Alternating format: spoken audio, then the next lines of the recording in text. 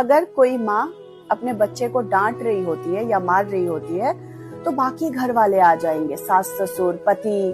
अरे मेरे बच्चे को क्यों डांट रही हो, ले मेरा बच्चा आजा मेरे पास, मम्मी ने पिट्टी की आपको, लो मम्मी की पिट्टी कर दो। गलत है। ये करके आप बच्चे को तो रोने से रोक ले रहे हो, लेकिन बच्चे को क्या सिखा रहे हो? लोगों की बेइज्जती करना, बदतमीजी करना, क्योंकि आगे चल के वो बच्चा किसी से नहीं डरेगा। क्योंकि एक माँ पागल नहीं है जो बच्चे को ऐसे ही डांट देगी, उसने कुछ गलत करते हुए उस बच्चे को देखा होगा तभी डांट रही है। तो उस पर्टिकुलर टाइम पे जब एक माँ एक बच्चे को डांट रही होती है, आई थिंक फैमिली के किसी भी बाकी मेंबर को आगे नहीं आना चाहिए बच्चे को चुप कराने के लिए।